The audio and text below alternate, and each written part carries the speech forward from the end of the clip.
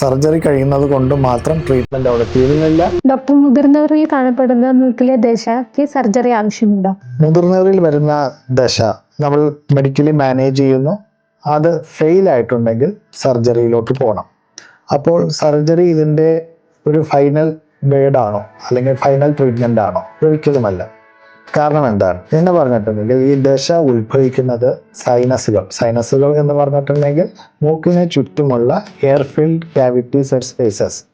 ആ സ്പേസസിൽ നിറഞ്ഞു നിൽക്കുന്ന ദശയാണ് നമ്മൾ സർജിക്കലി റിമൂവ് ചെയ്യുന്നത്. അപ്പോൾ അവിടെ നിന്ന് വീണ്ടും ദശ വരാം. കാരണം പേഷ്യൻ്റ് സ്റ്റിൽ അലർജിക്കാണ്, നമുക്ക് മെഡിക്കൽ മാനേജ്മെന്റ് ഫെയിൽ ആയിട്ടുണ്ട്. അപ്പോൾ അത് വരാതിരിക്കാൻ എന്ത് വേണം?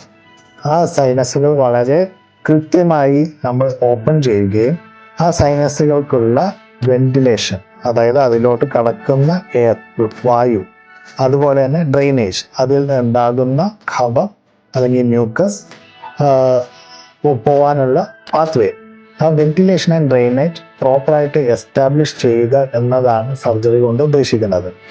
അതുമാത്രമല്ല, നമ്മൾക്ക് ടോപ്പിക്കലായി, അതായത് സ്റ്റിറോയിഡ് ഉള്ളിൽ കഴിക്കാതെ സ്റ്റീറോയിഡ് ഒരു ലോക്കലി അപ്ലൈ ചെയ്യാവുന്ന രൂപത്തിൽ, അതായത് മൂക്കിലോട്ട് ഡയറക്റ്റ് അപ്ലൈ ചെയ്യാവുന്ന രൂപത്തിലോട്ട് ആക്കിയെടുക്കുന്ന ഒരു സ്ഥിതിഗതിയാണ് സർജറിയിലൂടെ നമ്മൾ ഉദ്ദേശിക്കുന്നത്. അതായത് സർജറി കഴിയുന്നത് കൊണ്ട് മാത്രം ട്രീറ്റ്മെന്റ് അവിടെ തീരുന്നില്ല. തുടർന്ന് ഡോക്ടർ എങ്ങനെ നിർദ്ദേശിക്കുന്നു, ഞങ്ങൾക്ക് ഞങ്ങളുടേതായ പ്രത്യേക പ്രോട്ടോകോളുകളുണ്ട് ഈ ദശ വീണ്ടും വരാതെ ചികിത്സിക്കാനായിട്ട്.